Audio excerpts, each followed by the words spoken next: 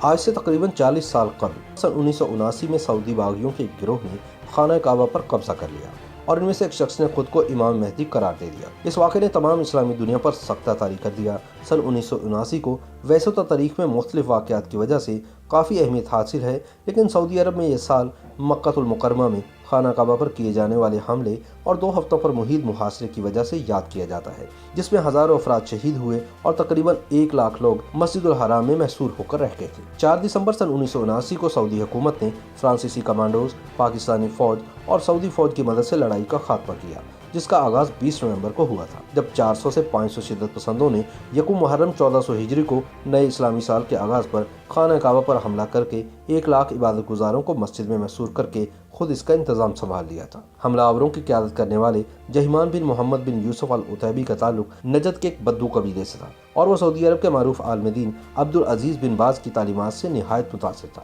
عبدالعزیز بن باز سن 1940 اور سن 1950 کی دہائی میں سعودی عرب کو جدت پسندی کی راہ پر گامزن کرنے کی شاہی کوششوں کے خلاف تھے اور اس کے بارے میں تقاریر اور تنقید کرتے تھے، لیکن بعد میں سعودی حکومت نے بن باز کو مرکزی مفتی کے عہدے پر فائز کر دیا، تاہم ان کی تنقید ختم نہ ہوئی۔ جہیمان بن محمد بن سیف العتیبی بھی انہی تقاریر سے متاثر ہوا، جس کے بعد اس نے عبدالعزیز بن باز کی قائم کی ہوئی سلفی جماعت میں شمولیت اختیار کر لی، جس کا مقصد سعودی عرب میں اسلام کی اصل شکل برقرار رکھنا تھا اور سعودی عرب میں بڑھتی ہوئی مغربیت، مخلوط ماحول کا قیام اور ٹیلی ویژن کے منفی اثر کو ختم کرنا تھا۔ العتیبی کی شدت پسندی وقت کے ساتھ ساتھ بڑھتی چلی گئی، جس کے بعد سن 1978 میں سعودی حکومت نے اسے اس کے کچھ ساتھیوں کے ساتھ حراست میں لے لیا۔ رہائی ملنے کے باوجود العتیبی کے خیالات میں تبدیلی نہیں آئی اور اس نے اپنے ساتھیوں کے ساتھ مل کر نئی اسلامی صدی کے آغاز پر خانہ کعبہ پر حملہ کرنے کا مذموم منصوبہ بنایا اور 20 نومبر سن 1979 کو فجر کی نماز کے موقع پر اپنے تقریباً 500 ساتھیوں کے ساتھ خانہ کعبہ میں داخل ہو کر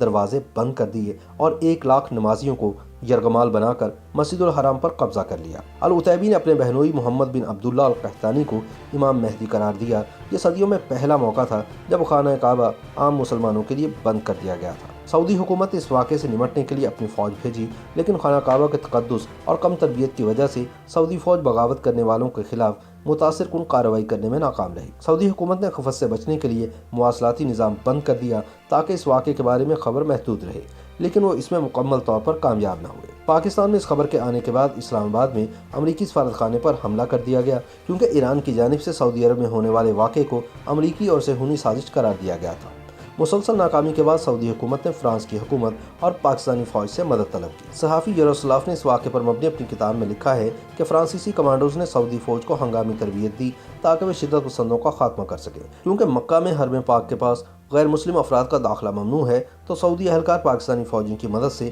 4 دسمبر کو یہ بغاوت بالآخر ختم کرنے میں کامیاب ہوئی۔ اس واقعے میں مسجد کی عمارت کو خاصا نقصان ہوا، لیکن خانہ کعبہ محفوظ رہا۔ غیر سرکاری اعداد و شمار کے مطابق اس واقعے میں 1000 سے زائد افراد جان کی بازی ہار گئے، جن میں شدت پسند، نمازی اور فوجی شامل تھے۔ جہیمان العتیبی سمیت 60 سے زیادہ شدت پسندوں کو حراست میں لیا گیا، جنہیں جنوری سن 1979 میں سزائے موت سنا دی گئی۔ جہیمان العتیبی کے بہنوئی القحطانی، جسے امام مہدی قرار دیا گیا تھا، دوران آپریشن ہی ہلاک ہو گیا۔ اس واقعے کے بعد سعودی حکومت نے ملک کے علماء سے مشاورت کے بعد شریعہ قوانین کے اطلاق کا وعدہ کیا، جس کے بعد سے سعودی عرب میں مخلوط نظام پر مکمل پابندی لگا دی گئی اور ملک میں سابق بادشاہ شاہ فیصل اور اس وقت کے بادشاہ شاہ خالد کی اعتدال پسند پالیسیوں کو یکسر ختم کر دیا گیا۔